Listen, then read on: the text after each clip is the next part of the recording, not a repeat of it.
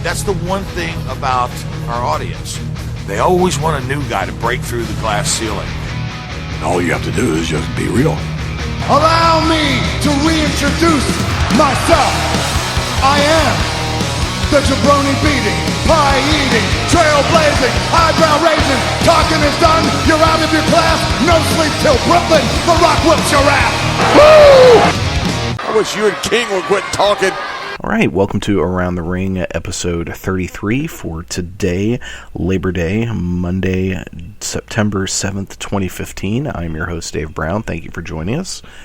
So yeah, not a lot's happened since last time we talked, I guess. Yeah, not much going on in the news.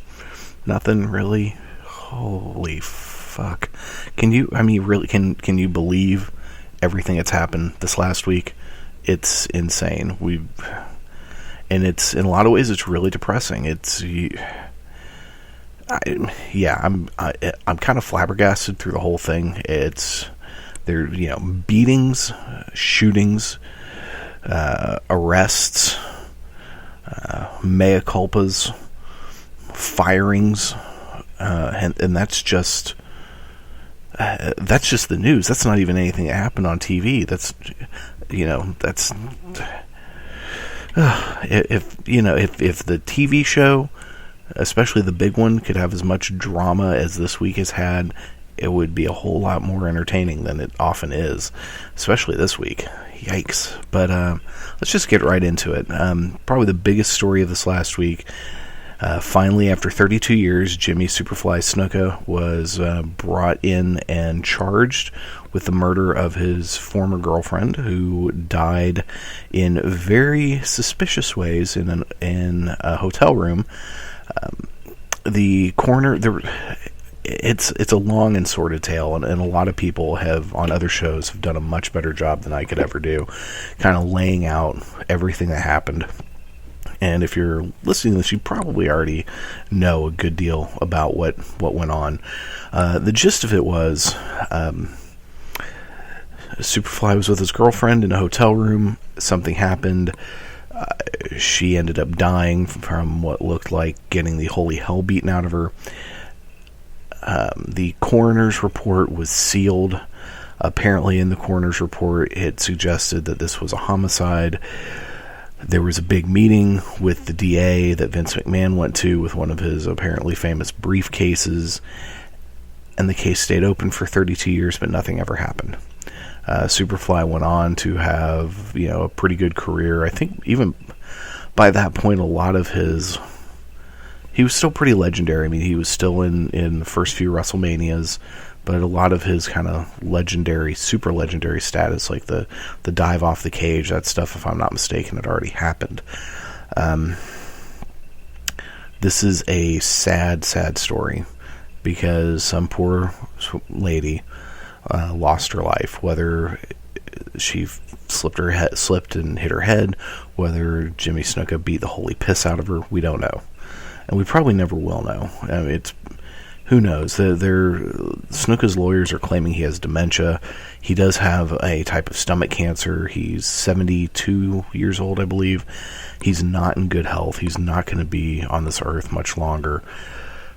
So, on the one hand, it is really, really good that he's finally been charged with this crime, so it can be properly investigated. So hopefully we'll get some peace and some justice for the victim's family. On the other hand, it's been a long time. Who knows if the family has been able to heal up those wounds and try to move on, which now they're going to all be ripped open again. And this is going to be a lot of time, energy, and expense spent on a guy who will be lucky if he lives for another 5 years. Really, the courtroom mess of it all won't even be done probably in 5 years. That crap takes forever. So it's sad, and I guess we'll find out more as time goes on. But the WWE in response has basically fired Jimmy Snuka. They've gotten rid of they've ended his Legends contract. They have Benoit him from the website, removed him from the part of the website for the Hall of Fame.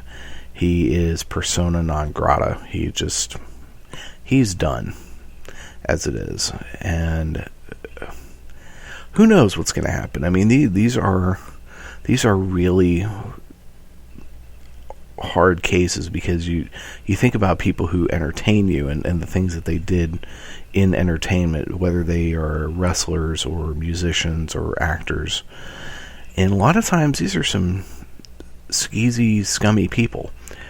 And you just kind of have to decide whether you separate that in your mind, or how much you do, and whether or not how much that affects your thoughts on them as performers. A good example for me is Chris Benoit. Chris Benoit did horrendous things to his family, unforgivable things. He's still one of my favorite wrestlers of all time. Watching him in the ring was always a joy, because he was incredible.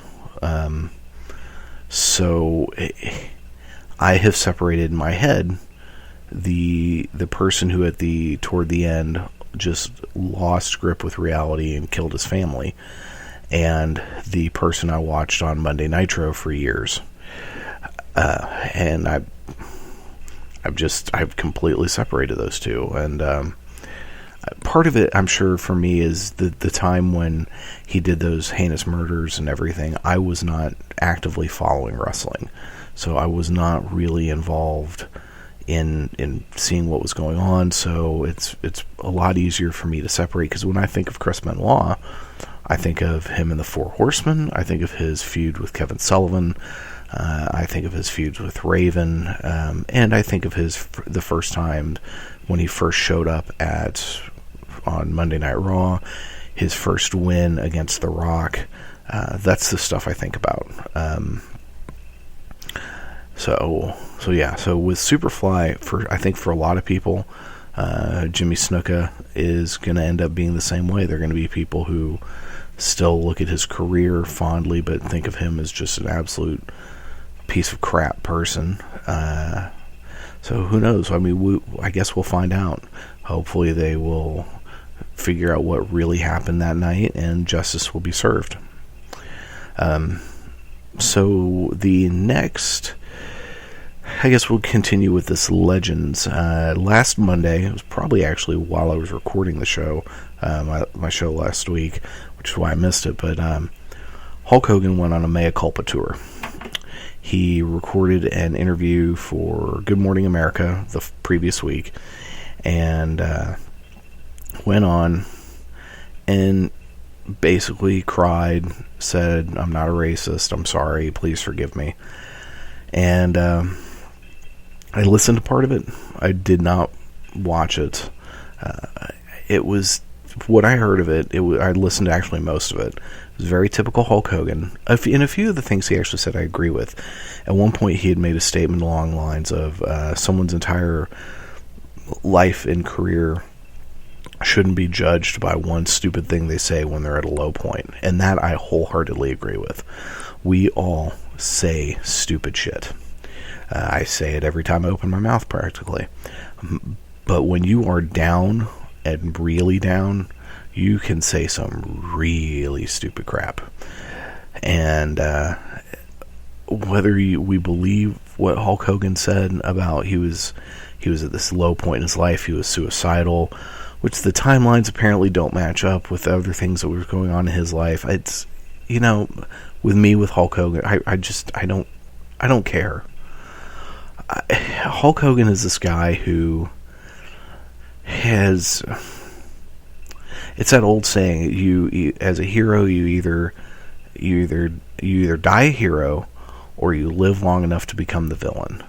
And Hulk Hogan has absolutely lived so long that he has become the villain.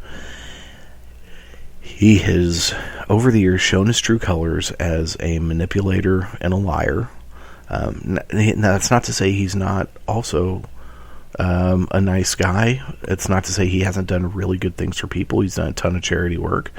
He is probably very good to his friends and family, I would suspect. And obviously none of us know him, really. At least none of the fans know him.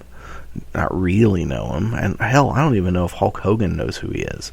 Who Terry, however the hell you pronounce his last name is. He has been on camera and basically in kayfabe mode for so long. I don't know if he knows where the work stops and the shoot starts. I mean, it's sad. And yeah, so he goes on this tour, begs forgiveness, and he just went too far. He just kept running his mouth and shoved his foot deeper into it, talking about how, he said something. He did say good things, like, I said something stupid, I'm embarrassed, I'm sorry, things along those lines.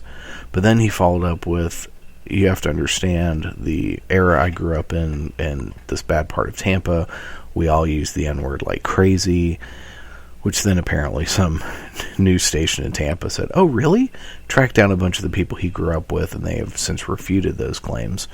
But that's not to say, growing up in Florida, in the South, in the 50s and 60s,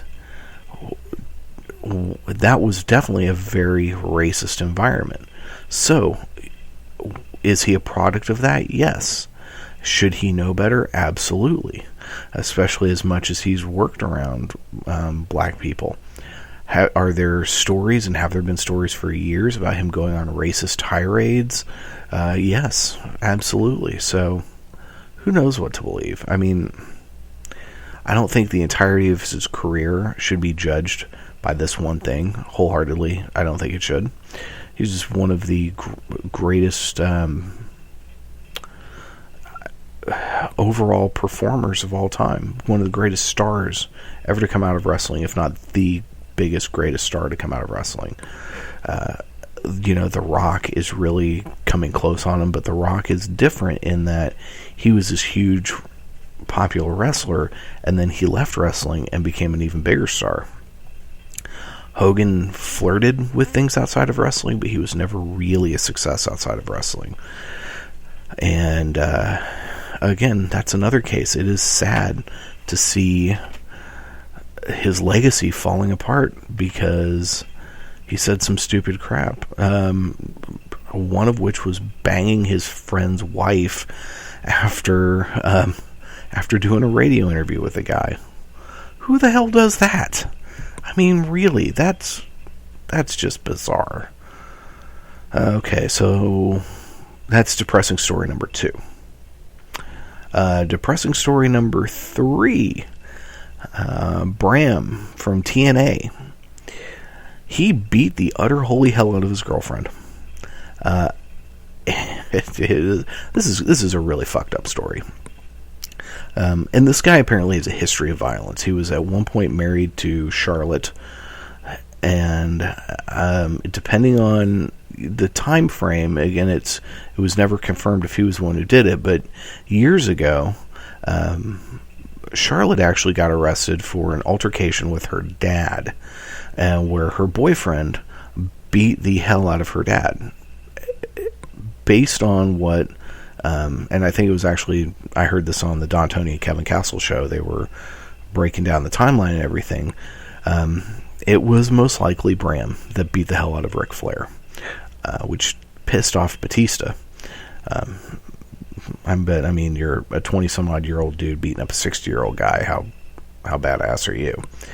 And to be fair, who knows? Maybe Ric Flair deserved it. Ric Flair apparently can be a douche. So, I don't know. That having been said, Bram has a history of violence. He's a big dude. He's an imposing guy. He's a guy that apparently TNA has had a huge boner for years because they keep re-signing him to new contracts. Either that or they just think people are stupid and keep re-announcing he's signed to a new contract when he really hasn't. I don't know. But the story goes, he gets in this altercation with his girlfriend. Somehow they get into her bedroom. He closes and locks the door behind him, trapping her in the room, shoves her down, and chokes her. He has been charged with, basically beating the hell out of somebody via strangulation and imprisonment. I can't remember the exact official terminology, but these are, felony offenses. The cops showed up. He admitted to what happened. He went off to jail, and as far as I know, he's still in prison. I have not checked to see if he's made bond, so if I got that wrong, please forgive me. TNA has since let out a notice that they are suspending him. Why they don't just fire him, I don't know. But that is what it is. So his career's screwed. I mean, this guy is very talented, but he's effed. So there's that. Then last week, this crazy motherfucker, and I mean, this guy is cuckoo for Cocoa Puffs, shows up at the WWE Performance Center in Orlando, apparently with a knife, and there has been a restraining order put out against this guy. Cops are called. 2 guys who are in civvies showed up. I think they'd been off duty. They approached the guy with their guns drawn because they were told he had a knife. He's also shown up previously with chains. And one time made a concoction that included his urine, poop, and milk, and spread that across the building. Class act guy this is. So cops show up, guns out, understandably so. This guy's whacked. He charges them. They back up a good distance. He keeps coming. One shot is fired, hits him, I think, in the gut. There's been some conflicting reports about what happened there. Shot the fool. He is in the hospital, may not make it, critical condition. He, in the past, has been obsessed with AJ Lee. Most recently, he has been obsessed with Lita. The guy is nuts. If he survives, and if he is not arrested and put into prison, he most likely needs to be institutionalized. He's just off his freaking rocker. So yeah, I mean, God, can you imagine just showing up to work one day and, oh hey, there's this crazy fool outside, and he's got a knife or a chain or whatever. You gotta say, wrestling does draw in the crazies. Always has, always will.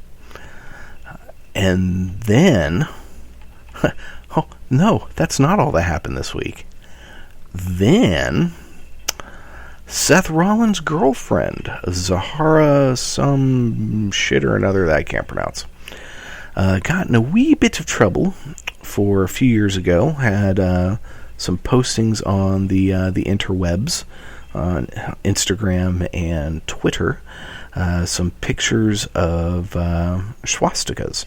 I guess one was a picture of something in her room that had a swastika, something hanging on a wall, and another one was a My Little Pony with a Hitler mustache and a swastika armband.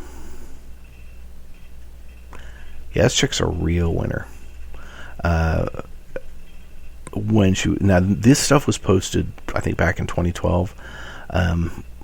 Someone found it, brought it back up. She's been very defiant about her stance, saying, I can put up whatever I want in my own room, which is true. She also said that the swastika predates the Nazis, and I like history. There is truth there. The swastika did predate Nazis. I think she tried to say it was a Buddhist symbol. It actually was Hindu. Originally, it came from India, which is also where Buddhism comes from. But it has since been taken over. It was used by the Nazis and has completely come to be synonymous with them. And so WWE fired her. Understandably so. I mean, she was in NXT. She hadn't even shown up on TV yet. She's a attractive, tatted up lady, and she's dating Seth Rollins. And apparently, she went on a tirade about how she's going to be there with Seth, and all you people can screw off and stuff like that. Well.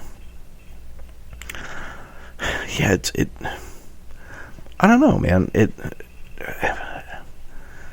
The biggest problem was with this, in a way, is the way she handled it. And people are so, these days, are so defiant about certain things. And, you disagree with them on something and you're the devil and all this kind of stuff. And so she, instead of just saying, hey, that was a few years ago, I was interested in this imagery, I understand that it's offensive, I apologize, done, issue goes away. But no, she gets defensive and defiant, and it just digs herself into a hole. And it got her fired.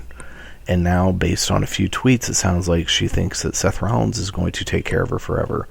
Well, this could come back to bite Seth Rollins in the ass if she keeps talking crazy online. As spiteful as an organization as WWE is, I can definitely see them, taking this out on him. And you wonder, okay, so a couple of things. Either this chick is really stupid, and doesn't see this as a horribly offensive thing. She is a big time hipster and trying to be very ironic, because in Japan the swastika is used quite ironically. She is a either Nazi sympathizer or Nazi hate monger. None of which really bodes well for Seth Rollins. And I mean, you can't judge a person by a handful of posts online. You really can't. There are people that are absolute sweethearts in real life and dirtbag sacks of shit online. You would based on their online personas, you would think they are awful, terrible people. And that's because there's this whole anonymity. I think I pronounced that right. That's a hard word. I get stuck on that one a lot. But there's this whole, online you're not talking directly to someone. You're behind this whole safety of the internet thing. And so people talk crazy. The hyperbole flies just thick and high. And it's really kind of disgusting, honestly. So you've got these people who online just talk nonsense, crazy shit. And they talk to people in ways they never would in real life. Face-to-face, person-to-person, they would never treat someone like this. But because it's online, it's okay. And some of them even think it's needed and righteous. And those people make me want to throw up. So there's that. So who knows? Maybe she's a nice person that truly does like history and is trying to be ironic, and doesn't see this as something, as pretty awful. We don't know. I mean, there are folks that think she's an absolute Nazi, but if she's not a complete asshole, okay, so she could be doing this as an ironic thing and be a complete asshole. That doesn't make her a racist or a hate monger.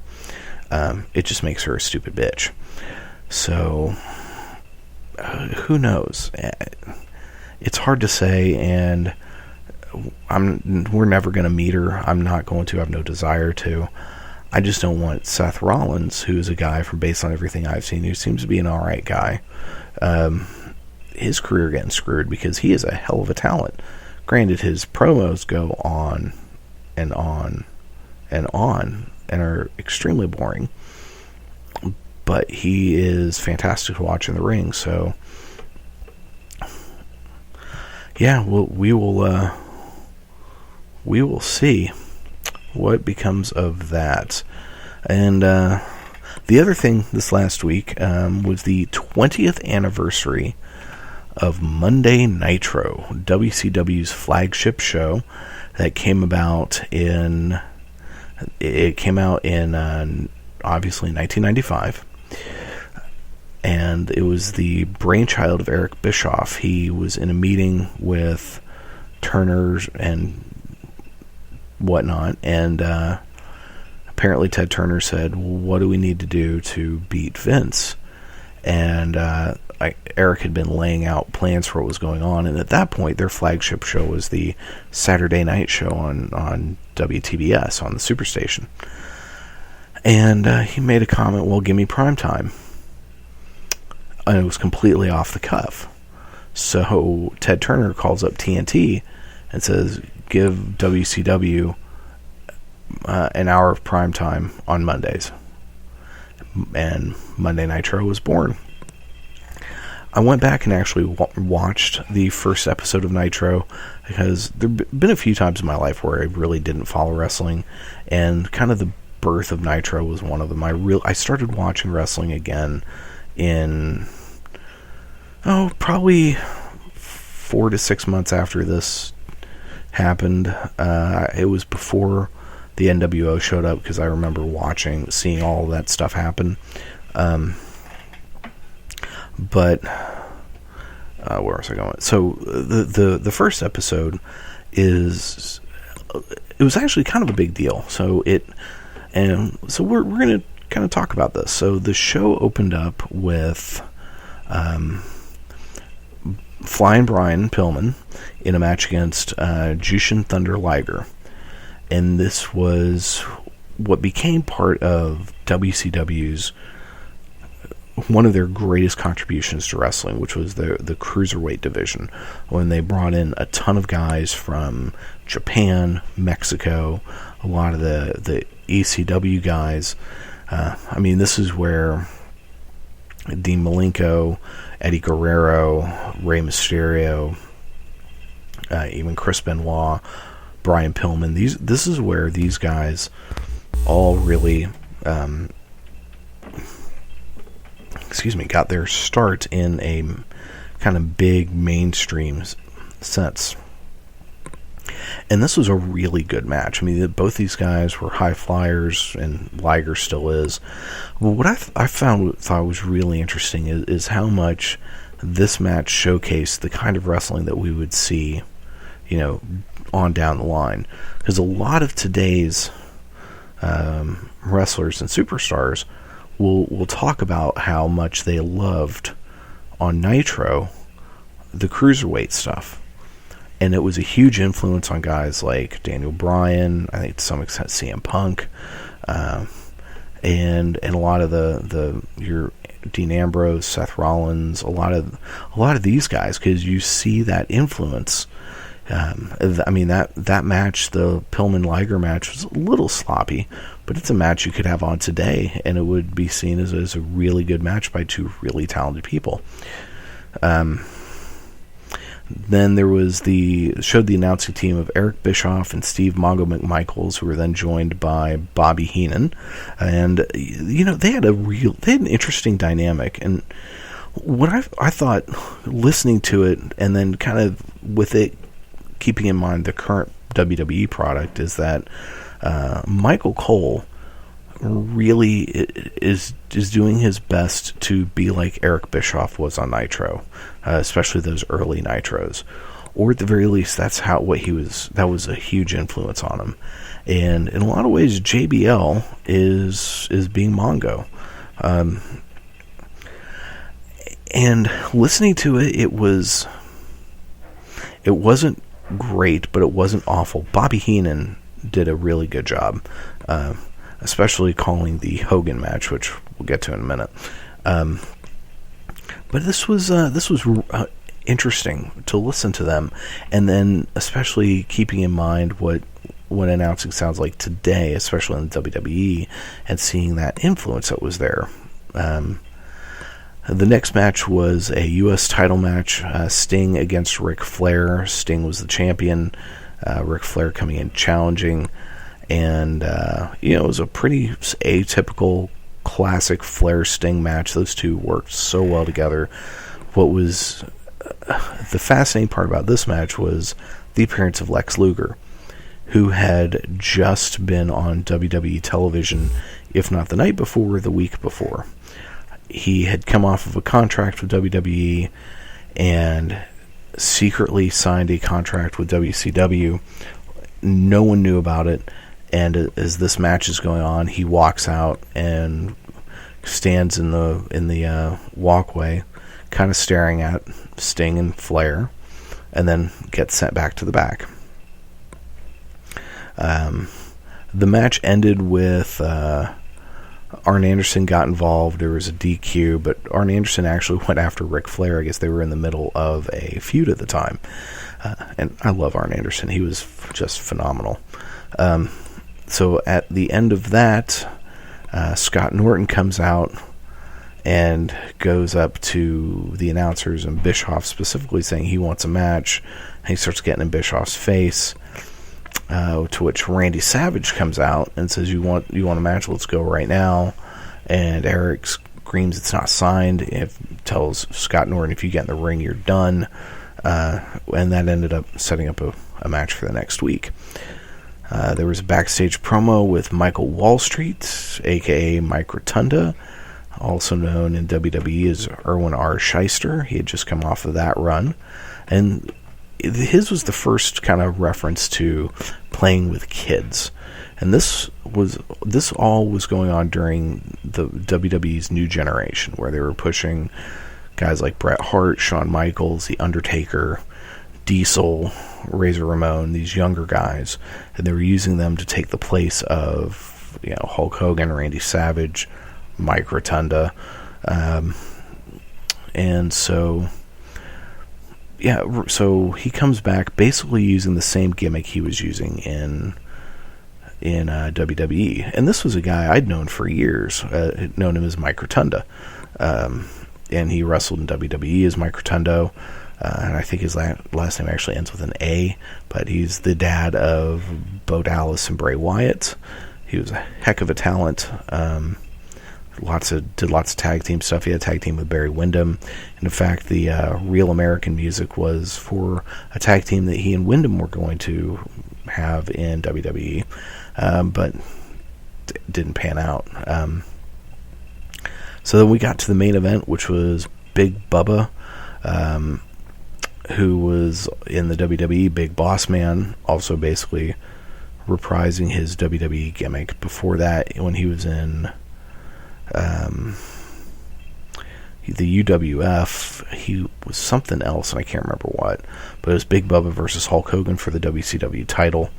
So it's been a while since I've actually watched a Hulk Hogan match, especially a Hulk Hogan face match from back in the day, and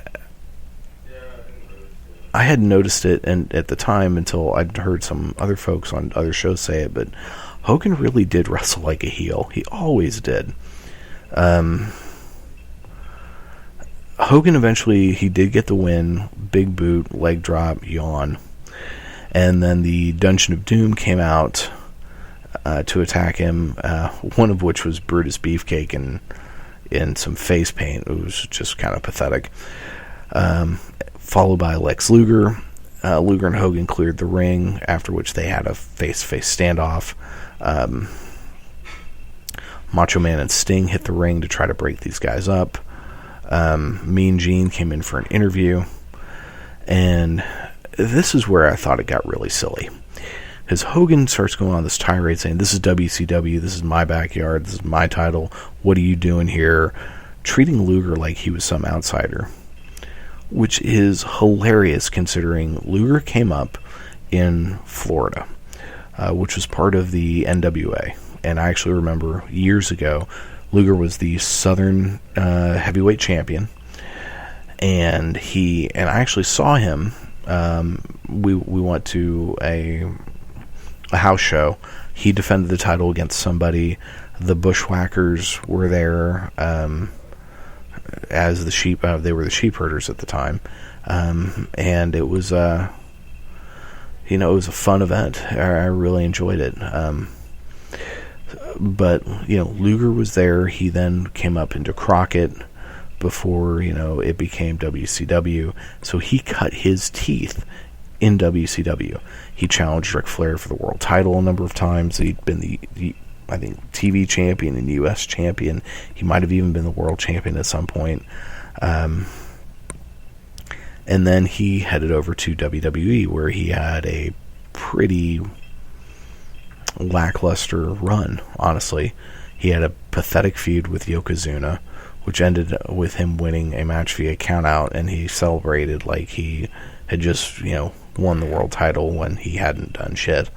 And WWE desperately wanted him to go over, but he didn't, I think, for a couple of reasons. His wrestling style was much more suited for the NWA/WCW.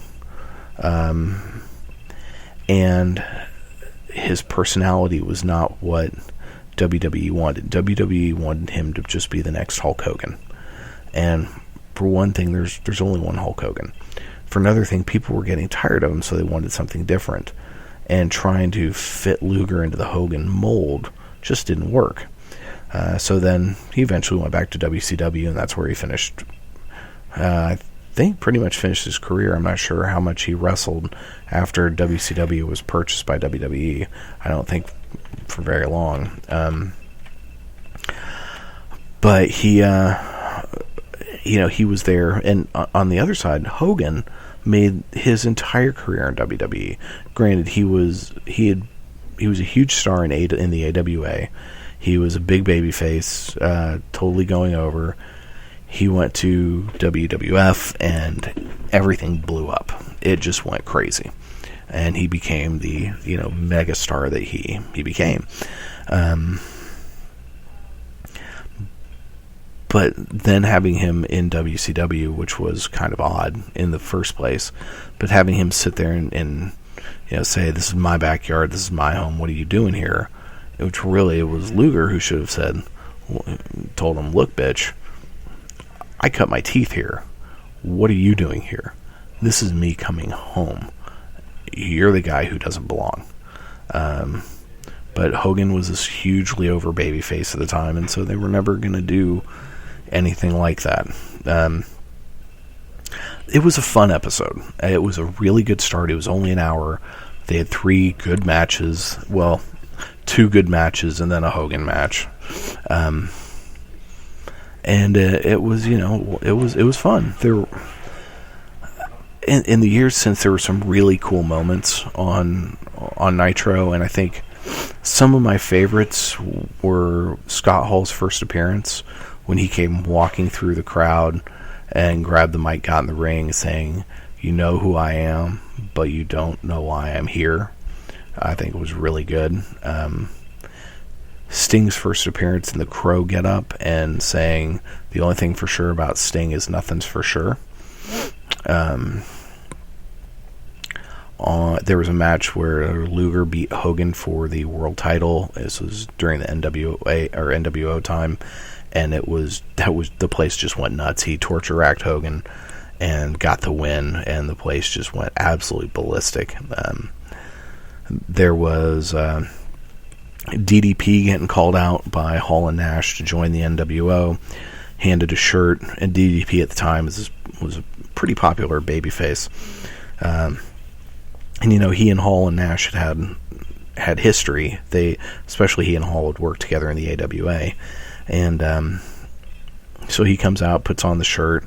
Nash turns around, raising his hands, pointing at the audience. He's shaking Scott Hall's hand and then hits Hall with a diamond cutter. Nash turns around, sees it, starts running after him. DDP jumps into the crowd, and the place is going ballistic. When he hit that diamond cutter, the place just went nuts. He left through the crowd. It was just a great moment. Then there was Arn Anderson's retirement promo where he came out and said, "You know what? I had the surgery. I don't have full use of my left hand. I'm a southpaw. I'm done." And offered Kurt Hennig his spot in the Four Horsemen. That was really powerful. We then had Goldberg beating Hogan for the title in Georgia and Atlanta. That was actually just recently rewatched the ending of that. That was fantastic. That place just went nuts. Goldberg was such a huge star, even though he was so green. But man, the crowd loved him. And Heenan's hatred of Hulk Hogan would, at least character-wise, ran so deep. So him screaming on commentary for Goldberg to beat Hogan, and then him screaming thank you afterwards was just phenomenal. And then probably my other favorite moment was when the Four Horsemen got back together. So after Kurt Hennig, the Four Horsemen were going to have a War Games, I think it was War Games, match against the NWO. And so that was the match where Hennig turned on the Horsemen and joined the NWO. And they beat the hell out of Ric Flair. And the next Nitro, Flair's on the phone, basically calls into a promo saying, "I'm going away for a while. I have to figure things back out. Pound for pound, Chris Benoit is the best wrestler alive today. I'm breaking up the Horsemen. These guys can go on and do their thing." Little did we know there's bad blood at the time between Bischoff and Flair. Bad contract disputes going on, and there was months Flair was gone. And we started getting hints of trying to put the Horsemen back together. Oh, and this relates to it, but there's one of my absolute favorite, I think, Chris Benoit moment ever. Benoit had a match against God, I can't even remember the guy's name. He had just gone through a best of 7 series against Booker T to get a shot at the television title, which Booker T won. And then Booker T won the title at the pay-per-view the night before. So Benoit comes out for a match against the guy who had just lost the title to Booker T. As he's walking out, Bischoff and Bret Hart are sitting there with NWO black and white shirts saying, "Hey, Benoit, you need to join us."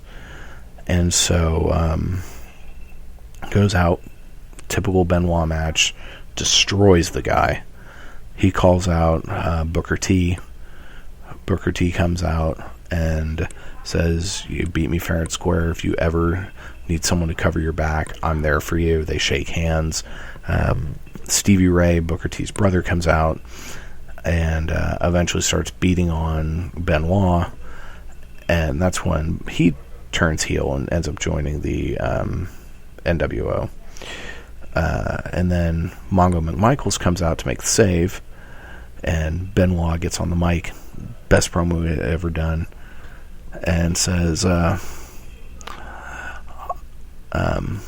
"I'm not here for NWO Red, and I'm not here for NWO White. What I'm here for," and holds up the Four Horsemen symbol. And that was the first real moment of them setting the stages, putting the Horsemen back together.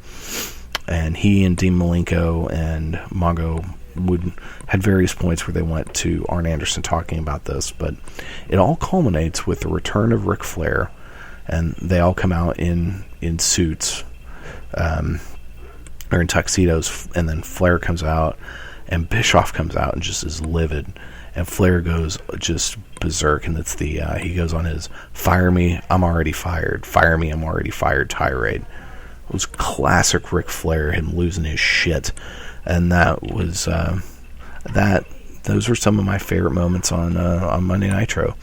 It did get pretty sad toward the end when they brought in Vince Russo and all that, and that was pretty pathetic. But it was a fun show. I miss it dearly. I just miss WCW because I've always been a WCW guy.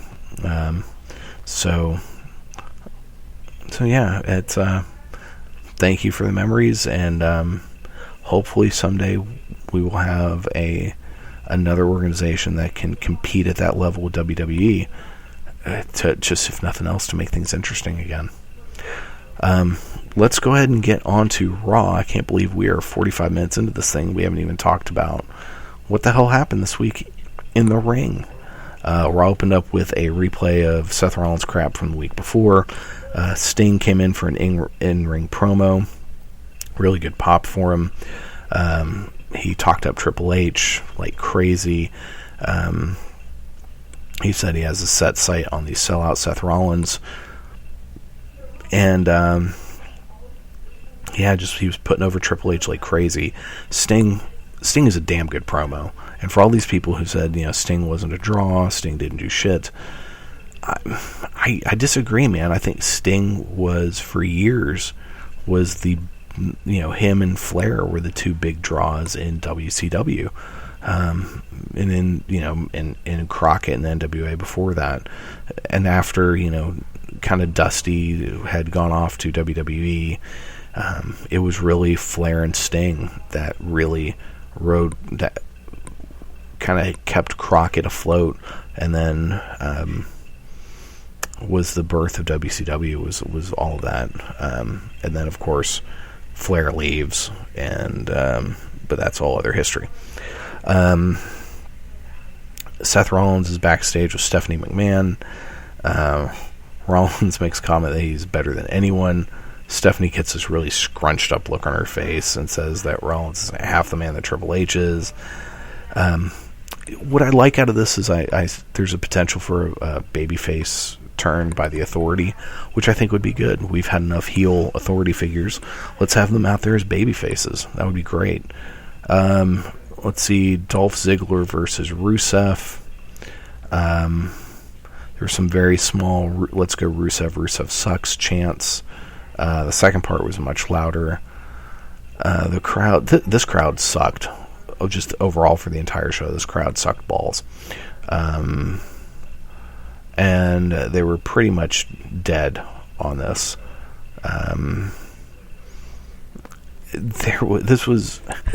This feud bores the hell out of me. I'm going to be honest. Lana and Dolph are terrible together. Summer Rae is just awful. Rusev without Lana is floundering. Though at one point Rusev did have a temper tantrum laying on his back. I think Ziggler and Lana were kissing or something, and it was hilarious. When he has his conniption fits, it's great.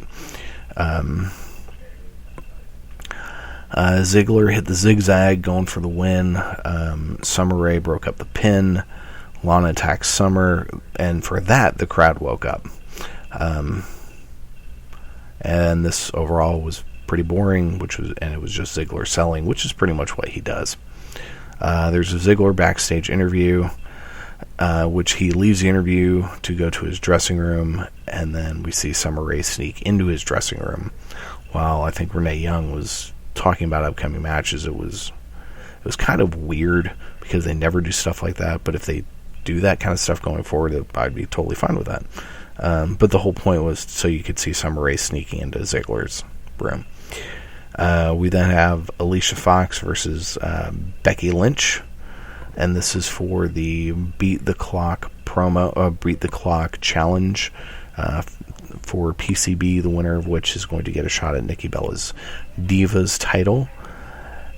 And unfortunately, it starts out with a Nikki Bella in ring promo. She, as much as better as she's gotten in the ring, her promos are god awful. She keeps bringing up that she's about to beat AJ Lee's record, introduces the Bellatron, which shows that there's 14 days until she beats the record. And Team PCB got this opportunity because they won that match at SummerSlam. Becky wins the match at 3 minutes and 21 seconds.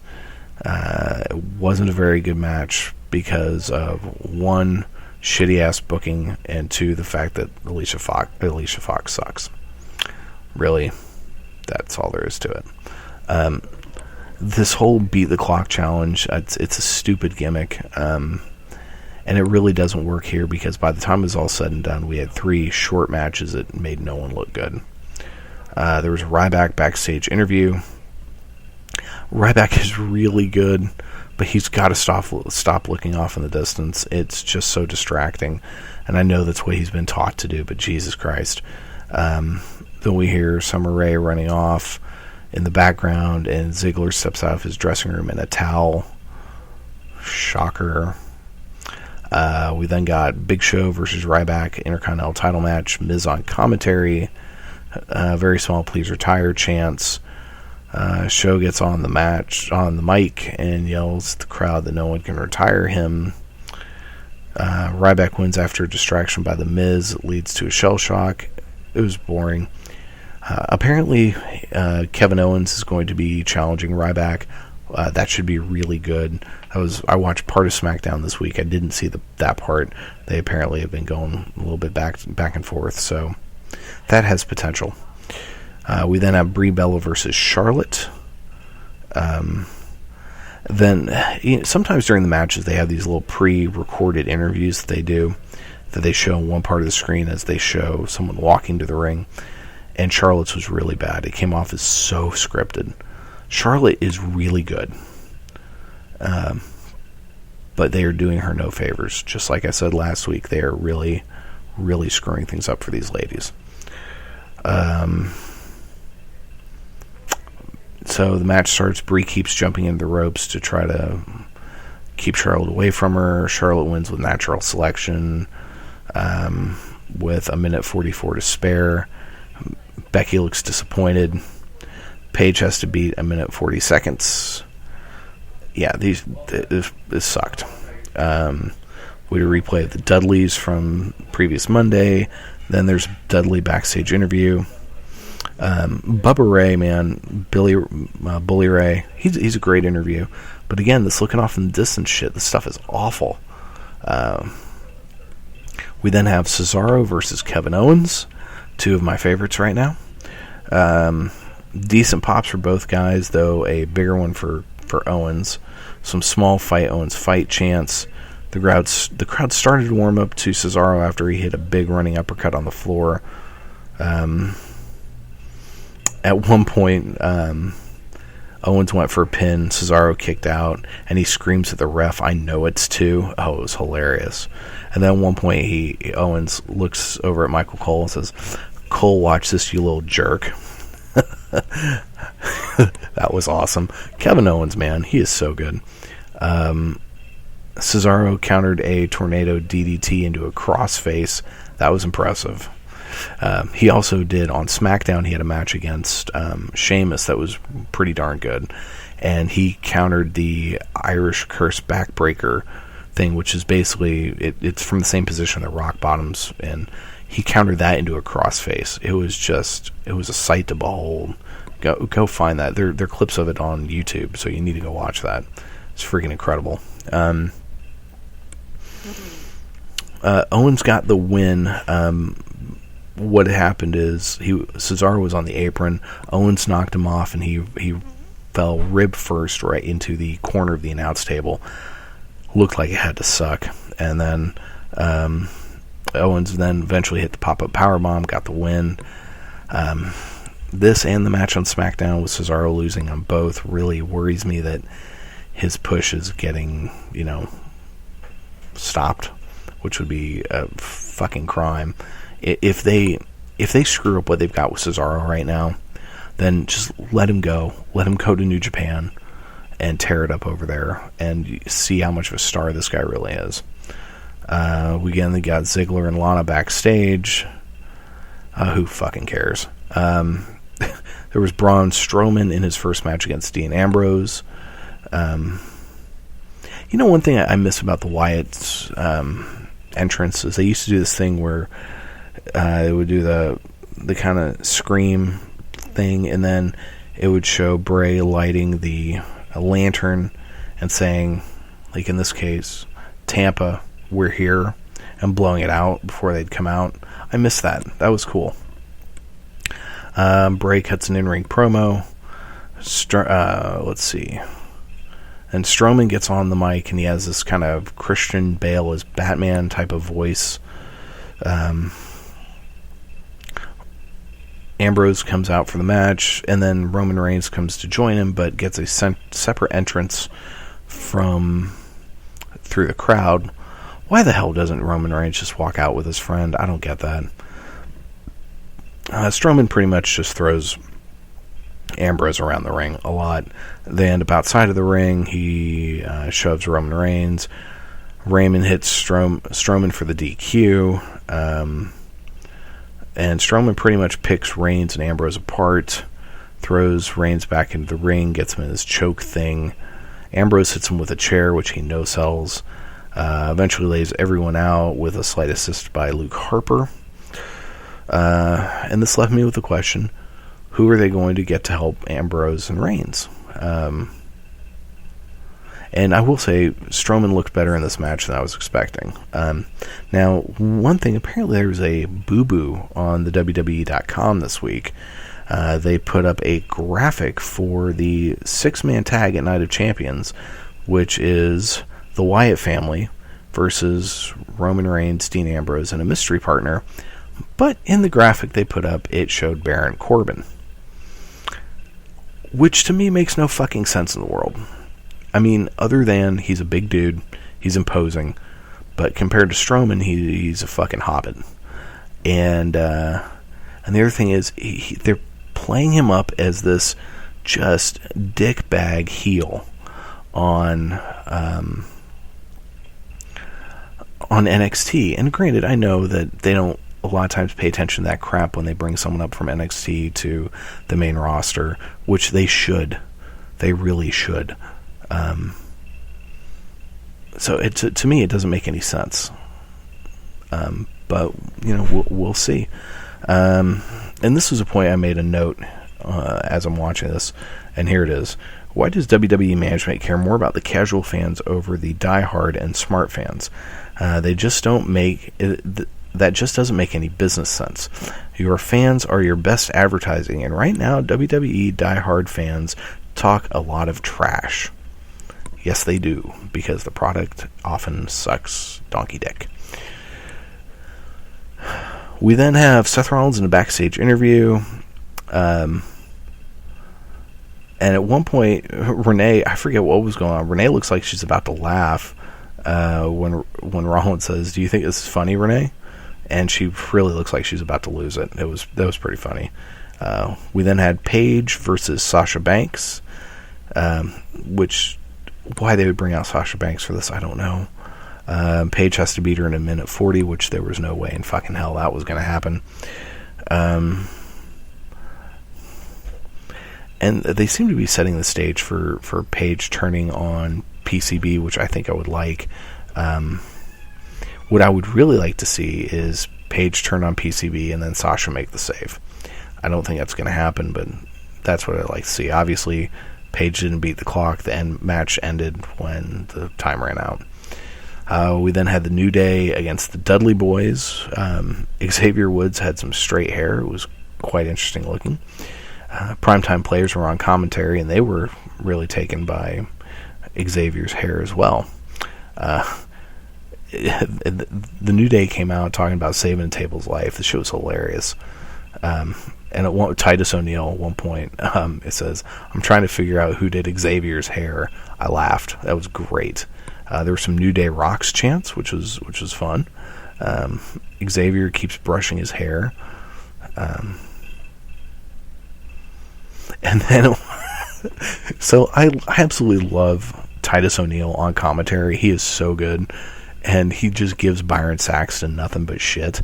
And at one point he says, "Why every time we come out here, Byron doesn't say a word?" And then at one point he he called Xavier Young Don King. Ew.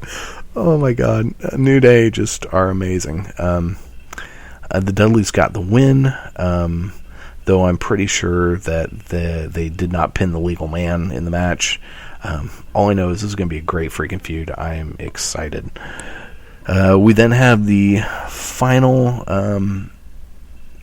main event segment, Seth Rollins in-ring promo, which my note is this could go on forever. And he made a statement, "Everybody knows that I am just as good as Triple H, and maybe one day even better." That's not going to make the Authority happy. He calls out Sting. Stephanie McMahon comes out instead. She's, again, pissed that he's talking trash about Triple H.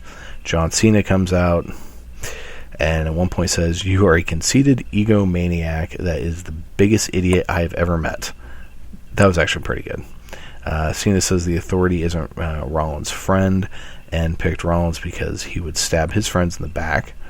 This was actually a pretty decent little Cena promo, I'm not going to lie.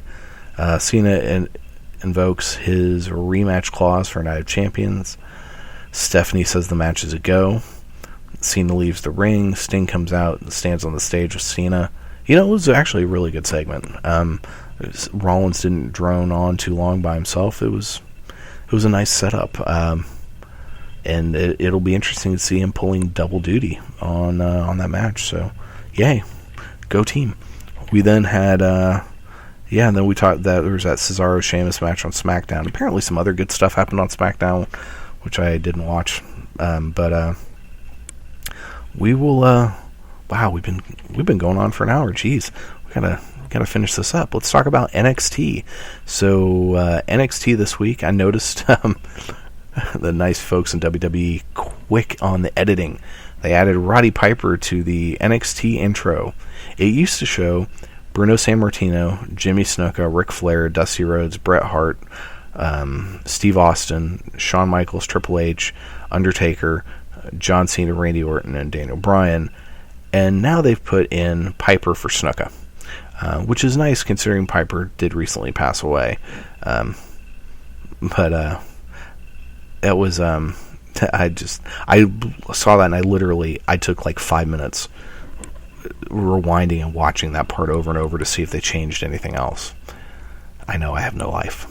And then in the actual NXT part of the intro, when they get to the NXT people, they did add bits of Bayley's win at TakeOver, which was nice. This was the beginning of the Dusty Rhodes Tag Team Classic tournament, and we had the Ascension versus Rhino and Baron Corbin. The place erupted for the Ascension, and even though the Ascension came out, their stupid gear now that they wear on the main roster, they were hella over, and those guys looked like they were having the best freaking time. You want to talk about people that were booked excellently in NXT, and then like goobers on the main roster. It's the freaking Ascension, man. The Ascension in NXT was fantastic, and here and on the main roster they've been jokes. This was a pretty good match. Rhino and Corbin got the win. Not bad. It was nice to see the Ascension again in NXT. That was the best part of it. There was Neville and Solomon Crowe backstage interview. It was kind of odd, and even at one point, Crowe leaves, and Neville looks at Devin Taylor and says, or was it JoJo? Shit, I can't remember. Anyway, he says to her, okay, that guy's weird, basically. We then had Alexa Bliss versus Blue Pants. I'll tell you what, Bliss has found her niche as a heel. She is so good as a heel. Big pops for Blue Pants. Bliss gets the win. I'm really starting to like her a lot. She's getting better in the ring. Just the whole her changing to being a heel has been fantastic. We then have Regal. We see William Regal backstage in his office, and he in there has Tommaso Ciampa and Johnny Gargano, who I did not recognize at first, but I did recognize Ciampa, Tommaso from Ring of Honor. He's interrupted by Tyler Breeze. Breeze wants Regal to find him an important partner. So Regal sets up a match for next week. Breeze and Bull Dempsey against Ciampa and Gargano. Who knows if this whole thing with Ciampa is a one-time. He was in WWE developmental before, but I can't believe they're not giving him a new name. They talked both of those guys up like they're these big indie stars. I tell you what, man, this indie invasion into NXT, this is good shit, man. I'm not even gonna lie. I really enjoy seeing these people. There was the highlights from the women's match from last week and a backstage interview. We then had Apollo Crews against some schmo, Martin Stone. What's interesting is the announcer lady actually apparently introduced Martin Stone, but that part was muted for some reason. It was really strange. Good match. I mean, Crews won relatively easily. That guy's incredible. This future WWE World Champion. He's going to be the second black World Champion WWE has. The guy is just, his enthusiasm is infectious. You see him, he's always smiling. He makes you want to smile. He's a good-looking dude. He's ripped, and he can fly around like Adrian Neville. You talk about the total package. That's the total package. We then had Jason Jordan and Chad Gable doing a backstage interview. And the chemistry between these two is so good. Gable is so dorky, and at one point he starts doing his ready, willing, and Gable thing, and when he starts doing it, just Jordan gets this look on his face like, oh Jesus. Great stuff. Finn Balor has a backstage interview, talks about shows in Texas. He really does a good job talking up NXT, I tell you what. He's joined by his partner in the Dusty Road Classic, Samoa Joe. They're going to have a match next week. Excuse me. We then have Eva Marie versus Billie Kay in one of the worst fucking things I've ever seen in my life. And they had to have been playing with audio, because there's no way that during her entrance, Eva was not getting just bathed and showered in booze. There were some "Let's go Eva sucks" chants, with the sucks part being much, much louder. And honestly, I wonder if the people chanting for Eva were plants.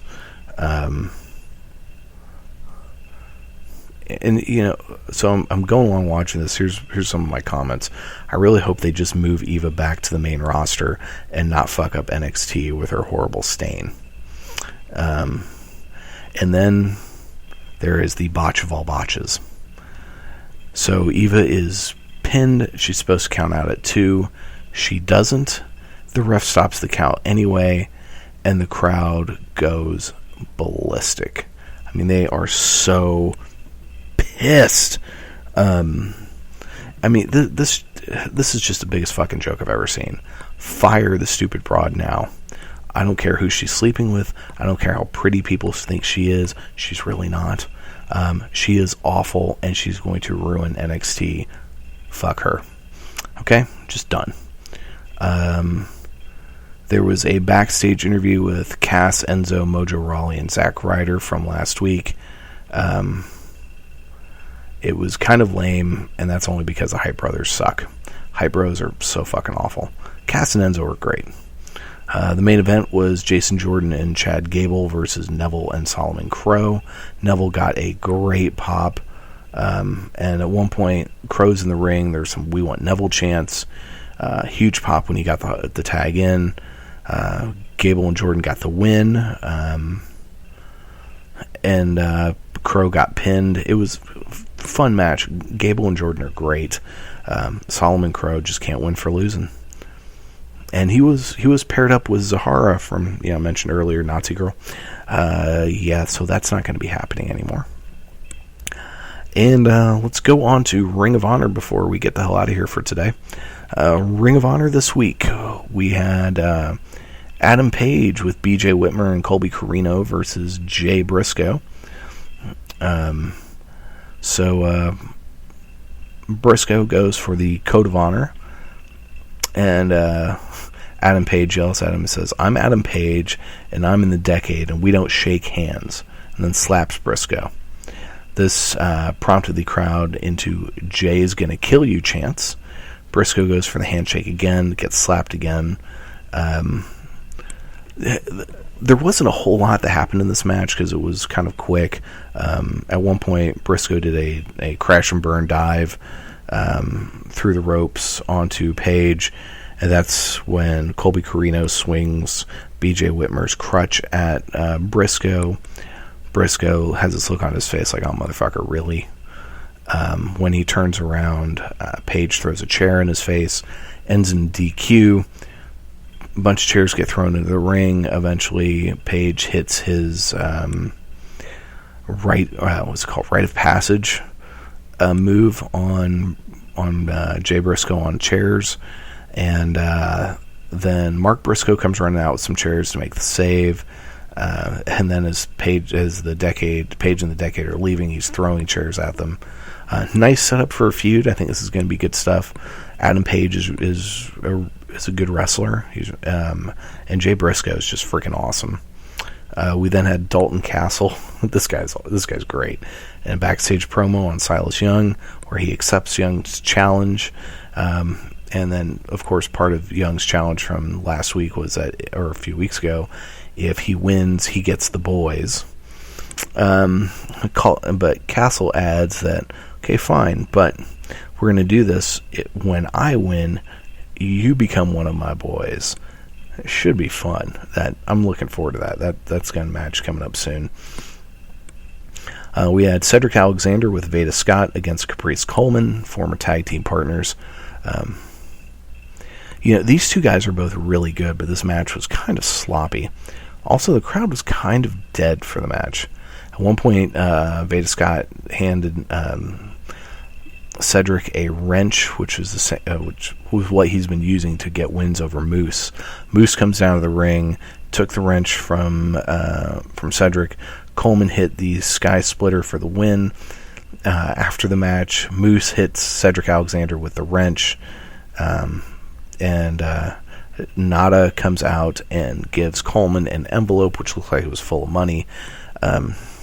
Nada was Moose's manager's was the protege of this guy Nada, and I can't remember Moose's manager's name. It's good, that feud. I really like the way that feud is going. Cedric Alexander is just, he's freaking awesome. One of my favorite matches from last year was a match he had with AJ Styles. So good. Excuse me. We then have Brutal Bob Evans, who is just kind of sad to look at, versus Cheeseburger. Cheeseburger is so freaking over, and if you guys don't know who this dude is, he can't be more than 120 pounds. Skinny, tiny little black guy. And he's just super over. At one point, Evans says something to Cheeseburger, kind of covering up his mouth, probably trying to implicate that he probably used the N-word or something. Then, let's see, what else happened? There were some chairs, some splash moves. Evans got out a table. At one point, he was going to do a side slam on with Cheeseburger onto the table, but Burger gets out of the way, hits him with a palm to the face, which sends Evans through the table, and Burger wins via countout, and the place erupted, and he was just jumping for joy like he just won the world title. It was a lot of fun. I like Cheeseburger. We then had the main event, Hanson versus Jay Lethal with Truth Martini for the television title. Bobby Fish was on commentary. And at one point, Lethal was doing a series of dives through the top and middle rope onto the floor, onto Hanson. And on the third one, it actually knocked Hanson into the crowd. It was pretty good. Lethal won after having to hit 2 lethal injections. At one point during the match, Hansen hit a kind of his own modified lethal injection where he did the flip thing to bounce off the ropes, but instead of jumping into a cutter, he hit him with a back elbow. Really fun match. Lethal did get the win. After the match, Lethal and Bobby Fish are talking smack. Lethal says Kyle O'Reilly is the man behind Red Dragon. O'Reilly comes out. Lethal says he'll take both of them on right now. Roderick Strong comes out, and Lethal leaves the ring. And that's pretty much where we end it. Lots of fun, man. I enjoy the hell out of Ring of Honor. I really do, each and every week. Without, now that Lucha Underground is in between seasons, hopefully we will get a second season. It is probably my routinely favorite show every week.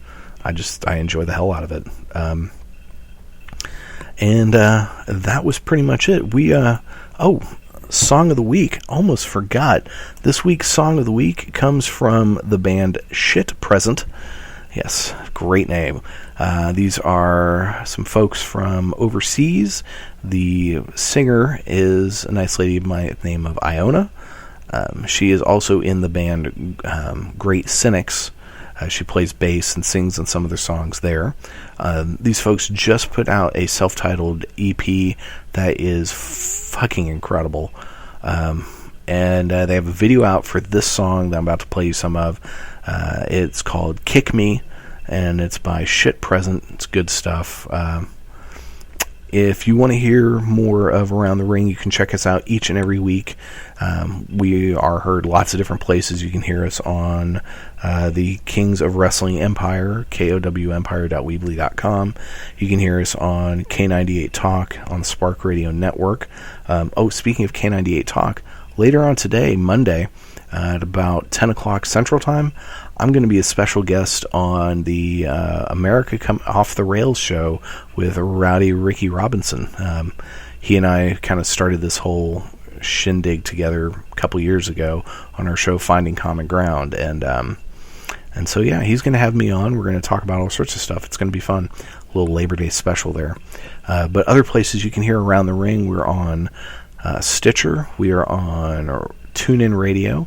You can hear us on Spreaker. We've also got our homepage, aroundtheringok.wordpress.com, and you can check us out on Facebook and Twitter. The handle is Around the Ring OK on both.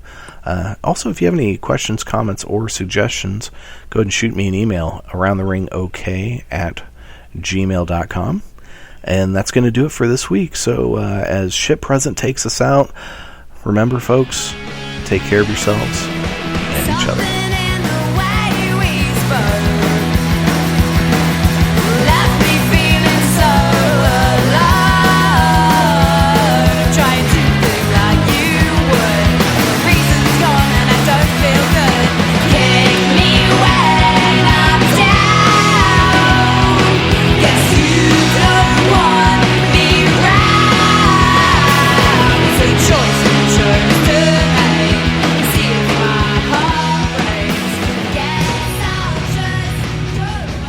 You've been listening to Around the Ring on the Spark Radio Network.